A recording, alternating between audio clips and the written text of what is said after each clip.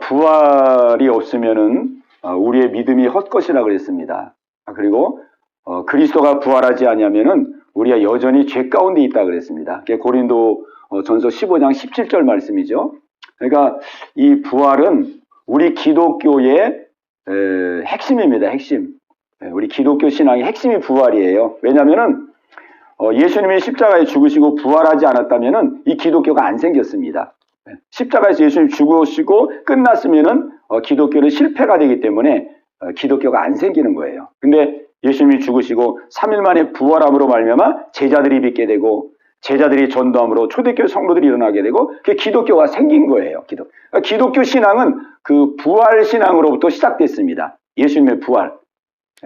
그래서 우리 기독교의 기초가 부활이고 또 우리 교회의 기초가 부활입니다.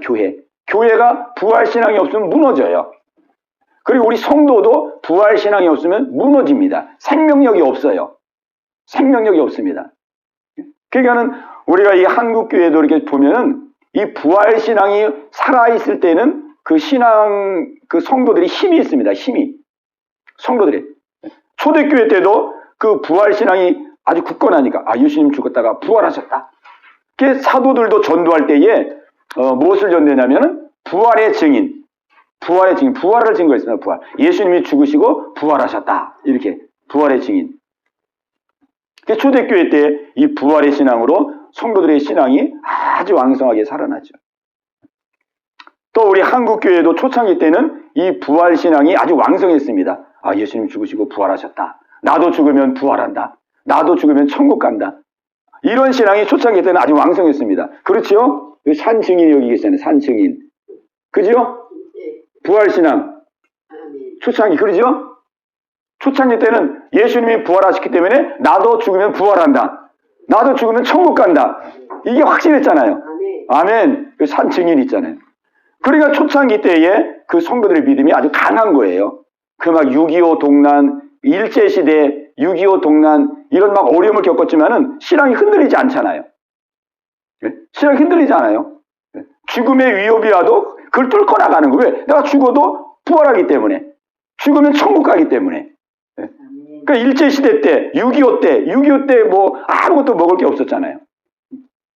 그런 어려운 가운데서도 믿음을 저버리지 아니하고 세상과 타협하지 않냐고 믿음을 꽉 붙들고 나갔잖아요. 그게 우리 한국교회가 부활신앙, 천국신앙 이것이 살아있을 때는 믿음이 아주 강해진 겁니다. 근데 이제 세월이 지나면서 기독교가 약해지고 있잖아요. 그러니까 기독교가 약해지는 게 왜 그러냐면 이게 부활신앙이 약해지는 거예요. 뭐 요즘 사람들은 뭐 죽으면 부활한다는 것 자체도 뭐 인정도 잘 안 하고 천국이 있다는 걸 인정도 잘 안 하고 그러거든요. 그러니까 예수 믿는 게 그냥 하나의 문화생활, 그냥 문화생활 정도로 하고 종교생활 정도로 하고 예배 의식을 지내는 것 정도로 하고 이렇게 이제 부활의 신앙이 약화되니까 믿음이 약해지는 거예요. 조금만 어려움이 와도 이거 죽으면 어떡하나? 조금만 이렇게 막 힘들고 와도 이거 망하면 어떡하나? 이렇게 되는 거거든요. 그러니까 약한 거예요, 사람들이. 그러니까 한국교회가 점점점 약해지는 이유가 뭐냐면 부활신앙이 지금 사라지고 있는 거거든요. 부활신앙, 천국의 신앙. 저 유럽의 교회들이 왜 약해지느냐? 유럽의 교회, 독일 교회나 영국 교회나 이런 교회들이 이 전 세계에 복음을 전했던 교회거든요. 우리도 그 미국의 선교사들이 와서 전해주고 영국의 선교사들이 와서 복음을 그 당시 초창기 때 그 미국이나 영국이나 독일 이런데 부활의 신앙이 아주 왕성했습니다. 천국에 대한 신앙이 왕성했어요. 그러니까는 이 한국의 선교사들이 올 때 이 한국은 뭐 그 당시에 뭐 세계인들에게 알려지지 않은 나라죠. 그래서 우리 선교사들이 올 때 저 한국 가면은 저기 가면 죽는 나라다. 이렇게 인식이 돼 있었어요. 죽는 나라다. 한국에 복음 전하러 가면 저기 죽는 나라다. 그 당시에 막 쇄국정책, 대원군이 쇄국정책을 막 했잖아요. 외국에서 누가 들어오면 막 그대로 그냥 죽이던 그런 시대잖아요. 그런데 한국에 오면은 한국에 복음 전하러 오면 죽는다는 거를 다 알고 있었지만은 그럼에도 불구하고 선교사들이 왔거든요. 우리나라에. 왔습니다. 그게 왜냐하면 부활신앙이 있기 때문에. 부활신앙. 그 다음에 천국에 대한 신앙이 있었기 때문에. 그런 신앙이 막 왕성했을 때는 영국 교회가 막 힘이 있고 미국 교회도 힘이 있고 독일 교회도 힘이 있었는데 지금 이제 유럽의 교회들이 보면은 다 다 그냥 교회가 박물관이 됐어요. 박물관. 어떤 데는 술집이 되고, 어떤 데는 막 캬바라가 되고, 그 다음에 어떤 데는 그 회교 사원으로 넘어가고, 막 다 이렇게 됐어요. 그래서 지금 유럽에는 기독교 인구가 몇 프로 안 돼요. 몇 프로 안 돼요. 막 2%, 3% 막 이래요. 그래가지고 이제 거꾸로 이제 아시아에서 지금 유럽으로 선교사를 보내야 될 그런 지금 이제 상황이 됐어요. 부활의 신앙이 다 약해지는 거예요. 우리 한국교도 부활의 신앙이 약하다니까 성도들이 신앙이 다 약해지는 거예요. 오늘 우리는 이때에 우리가 부활의 믿음이 회복되어야 되겠습니다. 우리의 생명은 이 땅의 생명이 전부가 아니고 우리는 100년의 인생을 마치면 영원한 삶을 하나님께서 약속해 주셨습니다. 군뱅이가 이렇게 땅을 깨다 군뱅이가 이 허물을 먹고 딱 해서 잠자리가 되면은 이제 창공을 나르잖아요. 그죠? 근데 군뱅이가 창공이 있다는 걸 어떻게 알겠어요? 땅에서만 길 때는 이 땅이 전부인 줄 알죠, 땅이. 야, 이렇게 살다가 가는구나, 군뱅이. 근데 이제 딱 허물을 먹고 창공을 딱 날라보면, 이게 이전에 생각했던 거와는 비교할 수 없는 아주 놀라운 세계가 있는 거예요. 막 이 하늘을 날아다니면서 생각지못해도 놀라운 세계가 있는 거예요. 그러니 이 막 하늘을 날아다니면서 할 때 얼마나 기쁘고 즐겁겠어요. 그러니까 우리에게는 하나님께서 그러한 그 천국을 우리에게 예비해 놓으셨습니다. 네. 이 땅의 삶은 100년의 삶인데 이 땅의 삶은 우리가 하나님이 목적이 있어서 이 땅에 우리에게 두신 것이에요. 네. 이 땅에 우리에게 믿음을 주시기 위해서 또 믿음의 사명을 감당하기 위해서 하나님의 뜻을 이루기 위해서 하나님께서 우리에게 이 땅에 남겨둔 것이죠.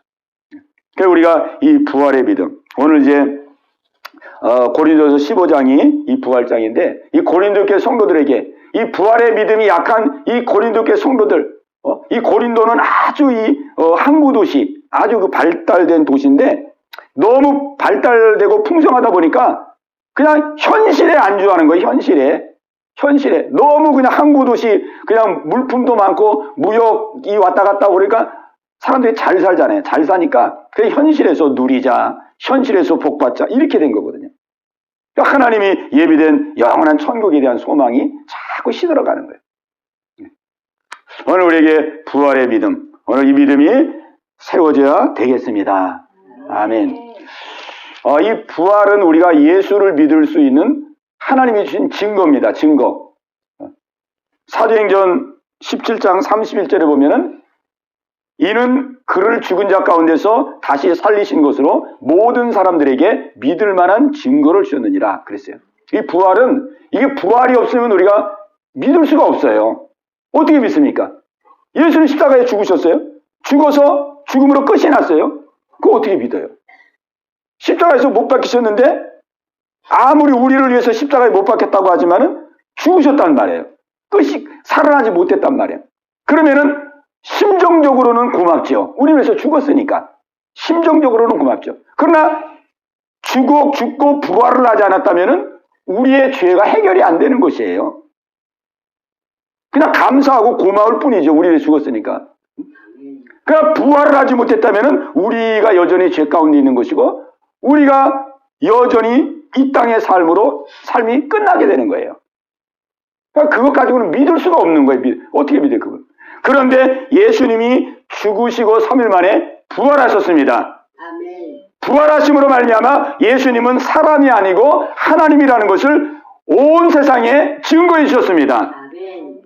그렇기 때문에 예수님을 믿을 수 있는 거예요. 예수님은 사람이 아니고 죽음을 이기고 죄를 이기신 하나님의 아들, 하나님이시구나. 아멘. 이걸 역사 속에 드러내 주었기 때문에 예수님을 우리가 나의 주, 나의 하나님으로 믿는 거예요. 나의 주, 나의 하나님. 그러니까 이 부활이 바로 모든 사람이 믿을 수 있는 믿음의 증거입니다. 네, 믿음의 증거예요. 그러니까 제자들도 이 부활 때문에 예수님을 믿은 거죠. 부활 때문에. 부활이 없었다면 예수님 못 믿었는데 다 도망가가지고 이제 다시 우리 갈릴리로 가서 이제 고기나 잡자. 다 이렇게 할 상황이었는데 예수님 부활하셔서 보여주시고 또 갈릴리에 또 찾아와 주시고 식사도 같이 하시고 증거해 주시고 그래 다시 제자들이 예수님을 탁 붙들고 믿음으로 우뚝 서게 된 거죠. 우리의 믿음이 흔들리지 않는 믿음은 부활의 믿음입니다. 아멘. 예수님이 지금도 살아계셔서 나와 함께 하시고 나를 감찰하시고 나를 인도하시고 나와 동행하시고 나를 지금도 이끌어 가시고 나를 주장하고 있다는 사실을 믿을 때 그 믿음 속에서 믿음이 안 흔들리는 거예요. 아멘. 이거 없으면 믿음은 자꾸 흔들립니다. 왜? 이게 뭐 예수님이 죽었다 살아나신 예수님이 나와 함께 있다는 것이 믿어지지 않으면 자꾸 사람 의지하게 되고 현실을 바라보게 되고 내 문제 바라보게 되고 상황 바라보게 되고 이런 걸 자꾸 바라보니까 흔들리는 거예요. 그러나 예수님은 죽으시고 부활하신 분, 나와 지금도 함께 하시고 나를 통치하시고 나를 이끄시고 나를 인도하시고 나를 천국까지 하는 나를 지금 끌고 가시는 분, 이 믿음이 우리에게 세워질 때에 흔들리지 않는 믿음이 되는 것입니다. 아멘. 그러니까 이제 우리 교회학교 아이들도 보면은, 그러니까 이제 준성이가 그러더라고요. 너 어떻게 예수님을 믿냐? 그랬더니, 저는 그냥 믿어지던데요? 그러더라고요. 네, 그냥 믿어지더래. 그래서 믿어지더냐? 그래서 제가 이제, 근데 믿어지는 것 같은데, 다른 때 보면은 잘 안 믿어질 때도 있는 것 같다. 뭐, 교회도 자꾸 빠지고, 예배도 잘 안 드리고, 뭐, 그냥 엄하게 하고. 그래서 제가 이제 무슨 얘기를 하냐면, 그냥 믿어지는 사람은, 그냥 내가 예수가 믿어져요, 그냥 믿어질 수도 있어요. 왜냐면, 늘 이 기독교 문화 속에 있는 사람, 늘 엄마 아빠가 교회 다니고, 늘 기독교 문화에 있고, 늘 기독교의 환경 가운데 있는 사람은 그냥 믿어질 수도 있어요. 근데 이제 그냥 믿어지는 사람은 어떤 현상이 생기냐면은, 이제 평소에는 그냥 믿어지는데, 이제 어려움이 오고 문제가 오고 이렇게, 사건이 오고 그럴 때, 그냥 믿어진 사람은 그냥 또 안 믿어져요. 그냥 안 믿어집니다. 왜? 이게 막연하기 때문에. 막연하기 때문에 그런 거예요. 그러나 부활이라고 하는 하나님이 주신 증거, 이 증거가 있는 사람은 달라요. 증거. 예수님 나를 위해서 죽으셨고 나를 위해서 부활하셔서 지금도 살아계시고 나와 함께 하시고 나를 지금 인도해 가시는 분이구나. 이 증거, 모든 사람에게 믿을 만한 증거, 이 증거가 있는 사람은 흔들리지 않습니다. 아멘. 아멘. 우리가 이 사회생활 하면서도 우리가 이 집 살 때 계약서 쓰잖아요. 계약서 한번 쓰고 도장 꽉 찍어 놓으면은 이게 증거잖아요. 이게 이제 내 집이다. 내 집이야. 내가 돈이 있어도 내 집, 돈이 없어도 내 집. 내가 기분이 좋아도 내 집, 기분이 나빠도 내 집. 비가 와도 내 집, 눈이 와도 내 집. 딱 내가 집 사가지고 딱 등기해가지고 내가 딱 가지고 있으면 이건 내 집이에요. 내 집. 누가 와서 뭐라 그래도, 누가 뭐 막 집에 가지고 막 떠들고 아우성쳐도 이건 내 집이에요. 내 집. 기분하고 상관없고 감정하고 상관없어. 왜? 내가 증거를 딱 가지고 있잖아요. 증거. 그지요? 그러니까 우리 믿음도 하나님이 우리에게 증거를 주신 이유가 뭐냐면은, 왜 모든 사람에게 믿을 만한 증거를 주셨느냐? 증거가 있어야 흔들리지 않기 때문에 증거를 준 겁니다. 아멘. 증거를 쥐고 있으라 이거예요. 증거를 쥐고 흔들지 말아라 이거예요. 이 증거를 붙들고 있어야지만이 흔들리지 않는다 이거예요. 이 증거. 그러니까 사도들이 왜 안 흔들렸느냐? 왜 사도들이 초대교회 때 그렇게 막 핍박이 많고 환란이 많고 막 원형 경기장에서 막 짐승의 밥이 되고 초대교회들이 막 그렇게 했는데 왜 안 흔들리냐? 증거를 딱 붙들고 믿음 생활하니까. 손에 증거를 붙들고 믿음 생활하니까 예수님 죽으시고 부활하셨지. 나도 죽으면 부활해. 부활하면 나는 이 땅에보다도 이 땅과는 생각할 수 없는 아주 영광스러운 곳에서 나는 영원의 삶을 살게 돼. 그분이 거기서 나를 지금 기다리고 있어. 내가 오기를 기다리고 있고 나를 지금 이렇게 바라보고 있어. 고대하고 있어. 그러니까 이런 믿음이 다 있기 때문에 흔들리지 않은 거죠. 아멘. 그러니까 우리가 증거를 붙들어야 됩니다. 증거. 그냥 막연하게 그냥 믿어지는데요. 이런 사람은 나중에 문제가 되면 그냥 또 안 믿어지네요. 이렇게 나온다고요. 그냥 안 믿어지는 거예요. 확실하지 않기 때문에. 이 초대교회 성도들이 다 이 부활하신 예수님의 그 부활의 증거를 붙들고 그렇게 생활했습니다. 그러니까 초대교회 때는요, 평신도들도 얼마나 믿음이 좋았는지 몰라요. 평신도. 초대교회 평신도들은 지금 뭐 목사, 선교사 이상이에요. 초대교회 때 우리 보면은 그 빌립이 집사잖아요. 집사. 그 다음에 스데반도 집사예요. 집사. 집사인데, 야, 스데반도 얼마나 막 그의 전 삶이 복음 전하는 거죠. 평신도인데 그런 한평생 복음 전하다가 삶을 산 사람이 스데반. 초대교 때는 다 그랬어요. 집사인데 복음을 전하고, 복음을 전하다가 많은 유대인들 앞에서, 공회 앞에서 스데반이 막 복음을 전했다네. 너희가 예수를 죽였고, 너희가 예수를 십자가에 못 박았고, 너희가 죽인 예수를 하나님이 다시 일으키셔서 주와 그리스도가 되게 하셨다. 막 전했더니 막 유대인들이 양심에 찔림을 받아가지고 회개한 게 아니라 돌멩이를 들어가지고 그 스데반 집사에게 그냥 돌멩이를 던졌잖아요. 그래서 스데반 집사가 막 돌멩이 맞고 순교하면서도 주여 저들의 죄를 저들에게 돌리지 마옵소서. 내 영혼을 아버지께 부탁. 이게 초대교 때는 집사가 그렇게 했어요. 집사가. 근데 왜 그렇게 했냐면은 그게 정상입니다. 그게. 이게 부활의 믿음이 세워졌기 때문에 이게 죽어도 다시 산다는 그러한 믿음을 가진 거예요. 죽어도 산다는. 그리고 이 부활의 믿음을 가지고 이제 이 땅의 부귀영화를 위해서 사는 것이 아니고 부활의 믿음을 가지고 하늘나라의 영원한 그 영광을 예비했게 이 땅에서의 삶은 하나님의 뜻을 이루면서 사는 것이 삶의 목표가 돼버린 거예요. 영원한 영광은 다 하나님이 예비해놨기 때문에 이 땅에서는 하나님의 뜻, 복음 증거, 내가 이 생명의 복음 전하는 이게 내가 이 땅에 살아가는 삶의 목적이구나. 내가 하나님의 뜻을 이루는 것이 이 땅의 목적이구나. 그게 그 목적으로 산 거예요.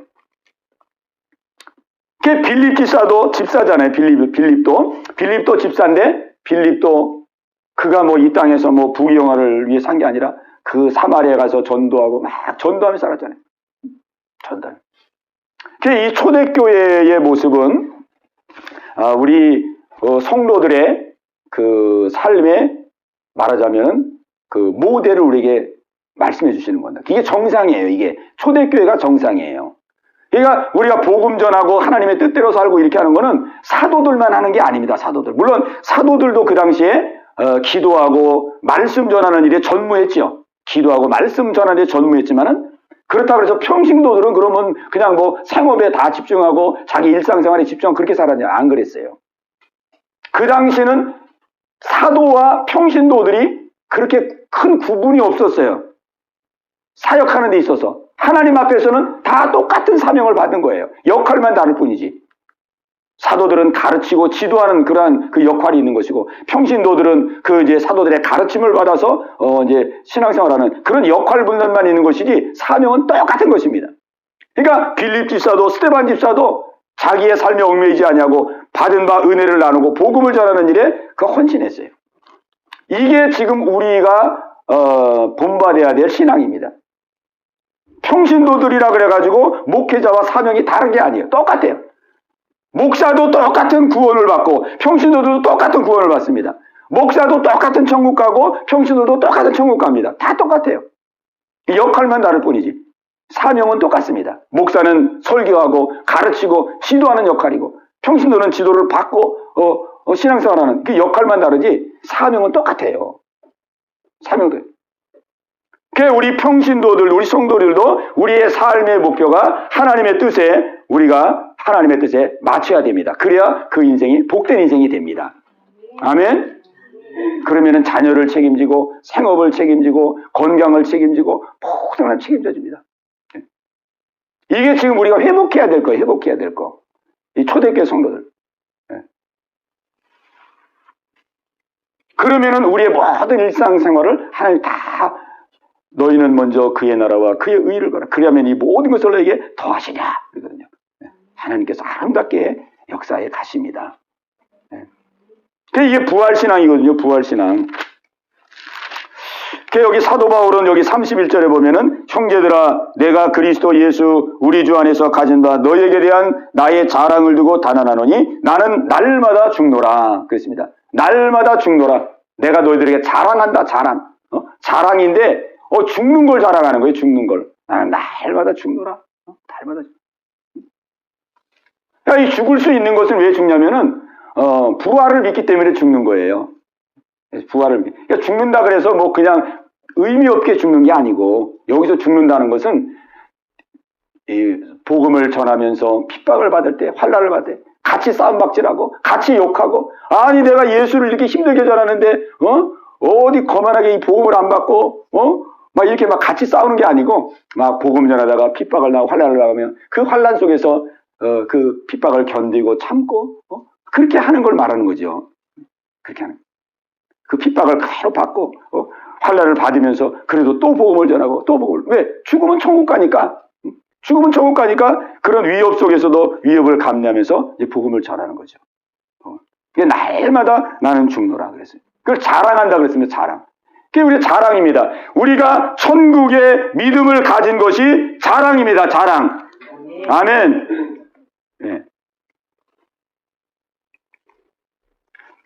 그래서 우리가 이 사도행전에 보면은 그 사도들도 그렇게 사역을 했어요. 사도행전 우리 5장 한번 보겠습니다.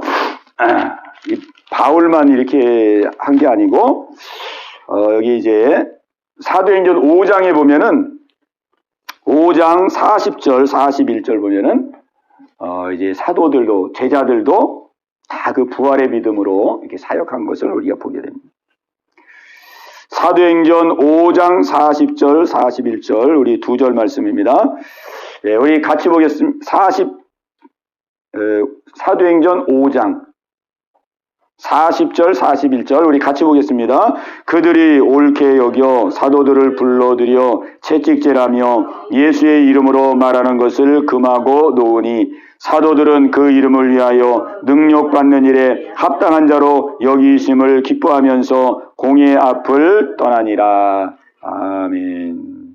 사도들은 그 이름을 위하여 능력받는 일에 합당한 자로 여기심을 기뻐하면서 공의 앞을 떠나니라. 아멘. 우리가 이 죽음의 두려움에서 벗어나는 이 은혜가 얼마나 큰 은혜인지 모릅니다.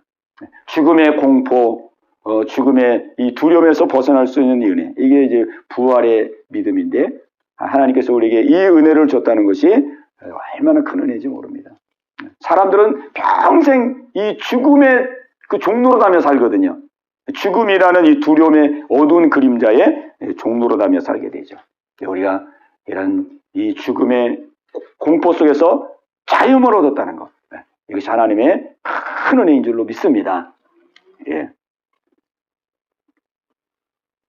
여기 32절에 보면은 내가 사람의 방법으로 에베소에서 맹수와 더불어 싸웠다면 내게 무슨 유익이 있으리요? 죽은 자가 다시 살아나지 못한다면 내일 죽을 터이니 먹고 마시자 하리라 했습니다. 그러니까 이게 이제 부활의 믿음이 없는 사람의 모습이죠. 부활을 모르는 거예요. 부활을. 죽으면 끝이라고 생각하는 사람들의 모습이죠. 그러니까 쾌락주의자예요. 쾌락주의자. 죽은 자가 다시 살아나지 못한다면 내일 죽을 터이니 먹고 마시자. 그러니까 이제 막가파가 되는 거죠. 막가파. 그죠? 막 사는 거죠. 막 사. 죽으면 끝인데 오늘 그냥 먹고 마시고 오늘 즐기고 오늘 그냥 쾌락을 즐기고 기쁨을 즐기고 막 그렇게 사는 거죠. 그냥 방탕하게 사는 거죠. 방탕하게.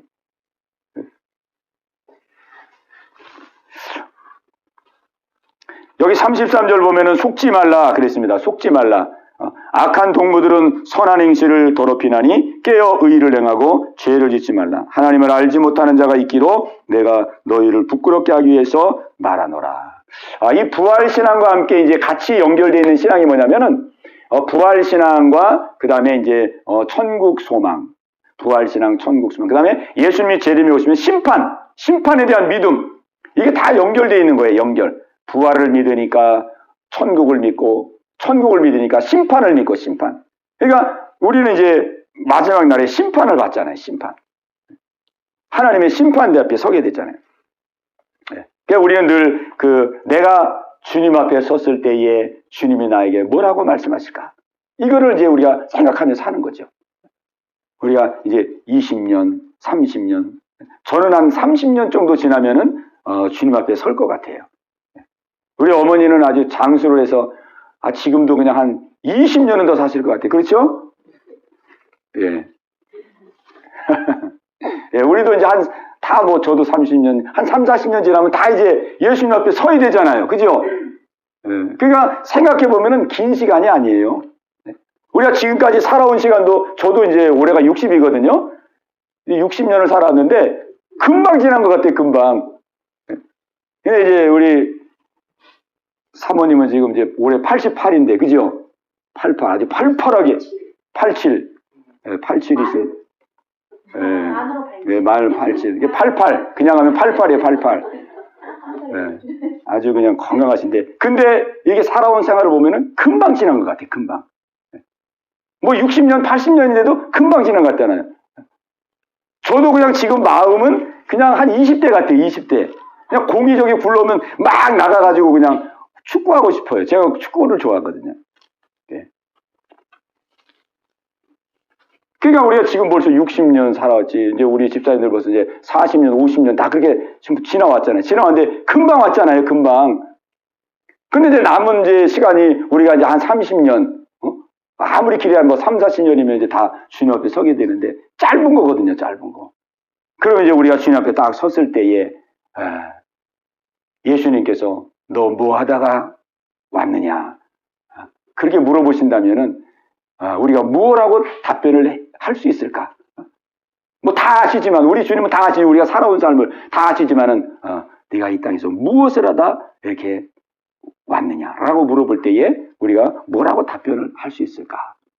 우리가 그런 걸 생각하면은 야 내가 더 열심히 하나님 앞에 열심히 살고 믿음으로 살고 하나님께서 나를 이 땅에 남겨두시고 이 땅에 보내신 하나님의 뜻을 이루며 살아야 되겠구나.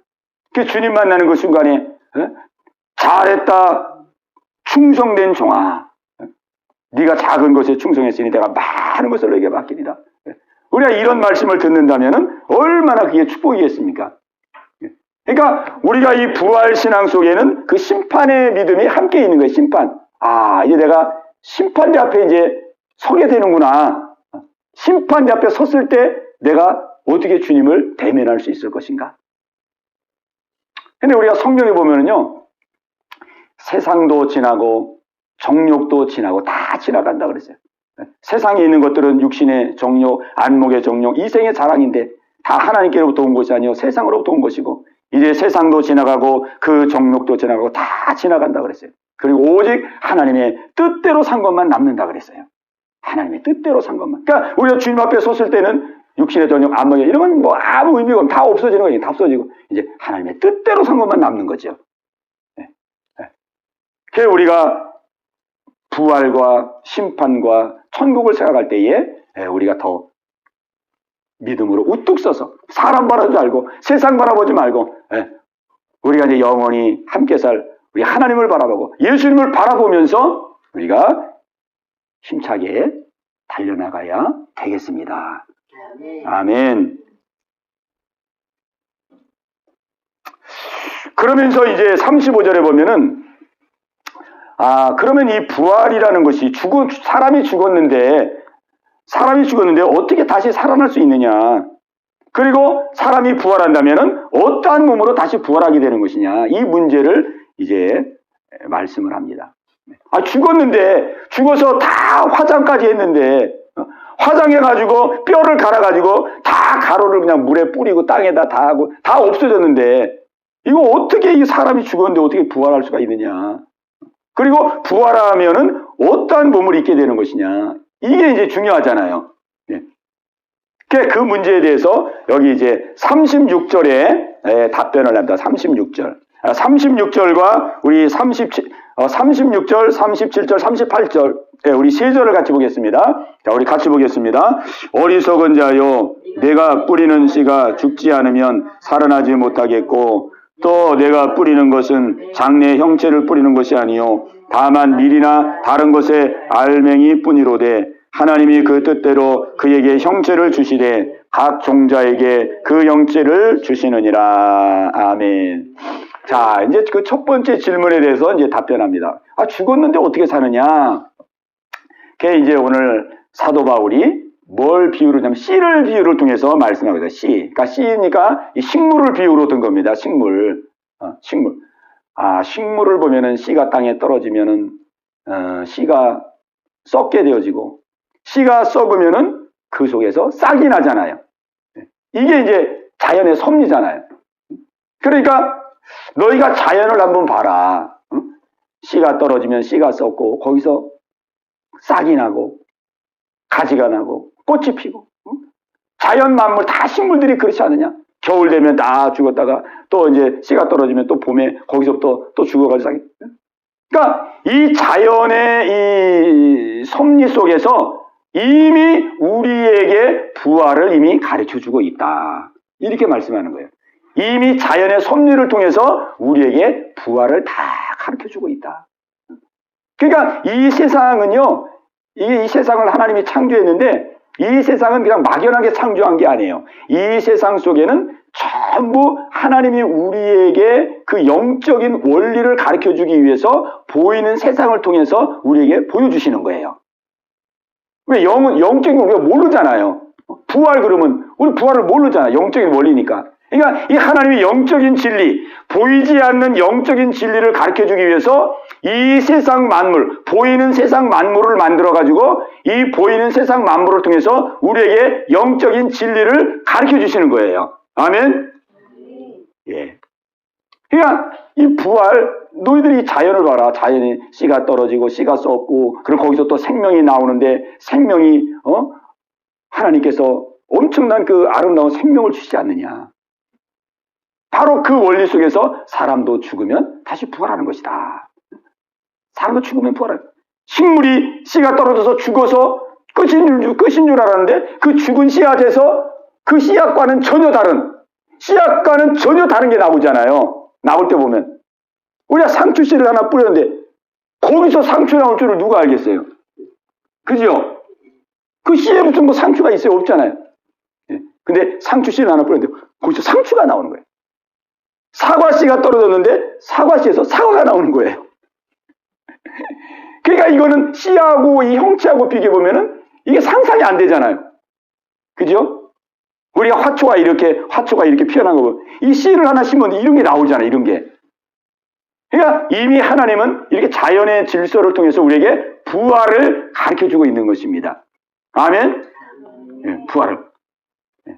우리도 그렇게 부활한다는 거예요. 우리 사람이 죽으면, 씨가 죽듯이, 씨가 또 우리 사람이 죽으면 또 하나님께서 우리를 이렇게 부활시켜 주신다. 부활의 역사를 이루어주신다.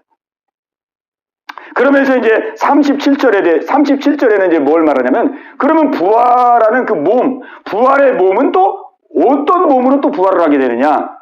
이제 그 문제를 이제 다루고 있는데, 여기서 이제 이렇게 말씀하고 있습니다. 또 내가 뿌리는 것은 장래의 형체를 뿌리는 것이 아니요 다만 밀이나 다른 것의 알맹이 뿐이로되 하나님이 그 뜻대로 그에게 형체를 주시되 각 종자에게 그 형체를 주시느니라. 아멘. 야, 이 형체는요 하나님이 주시는 겁니다. 하나님이. 여기다가 이게 무슨 꽃이에요? 이게 만약에 백합화라 그러면은 씨를 딱 심었어요. 씨를 심을 때는 모르잖아요. 이게 무슨 여기 백합화가 나올지 어떻게 알아요? 씨만 보고. 근데 씨를 딱 심어 놓으면 이 형체는 누가 주느냐? 하나님 형체를 주시는 거예요. 하나님이. 이 씨로부터 하나님이 백합화 꽃이라는 형체를 다 입히는 거예요.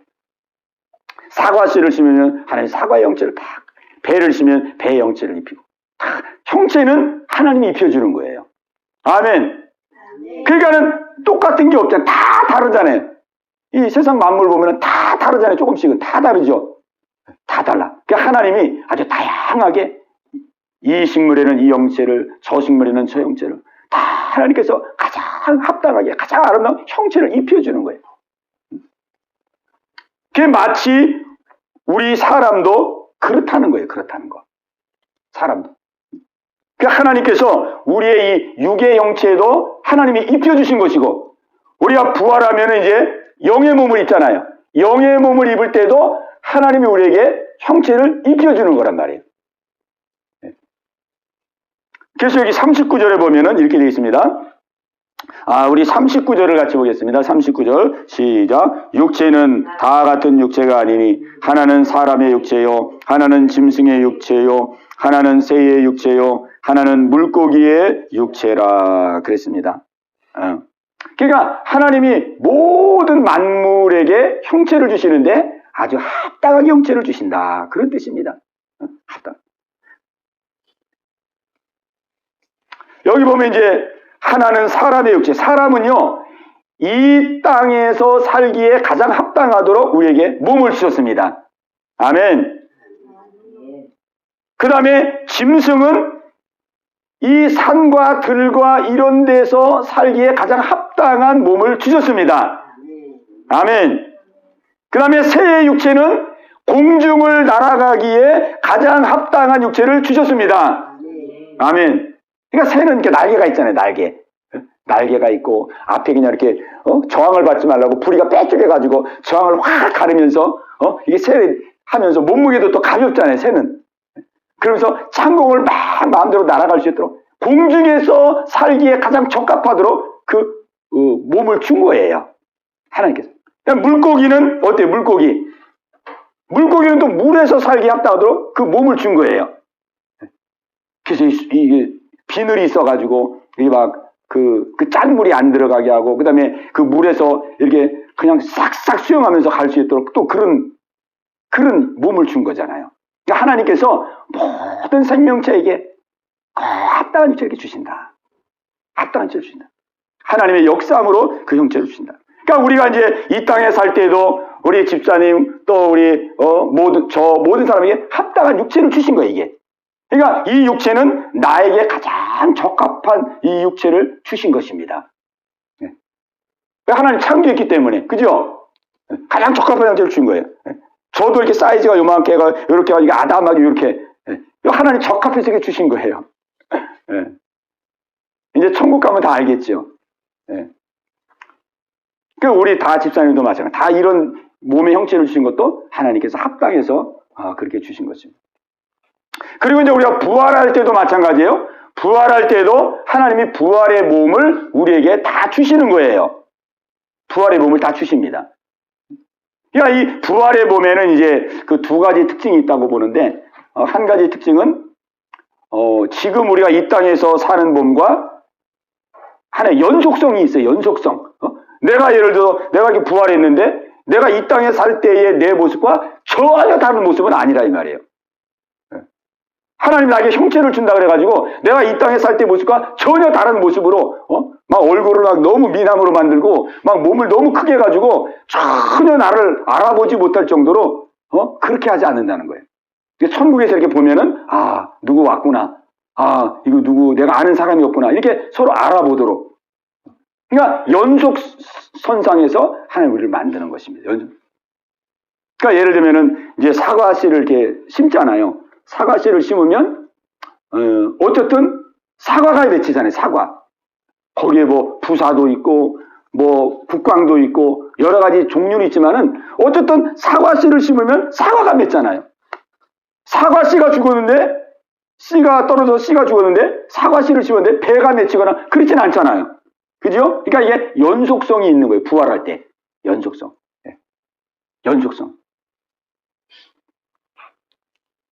그런데 이제 또 다른 점은 뭐냐면은, 이 땅에 있는 몸과 이제 다른 점은 뭐냐면, 이제, 영원한 나라에서 살기에 적합한 몸으로 우리가 이제 영의 몸을 입는 것입니다. 그 영원한 나라에 적합한 몸. 거기는 이제 3차원이 아니니까 4차원이잖아요. 4차원.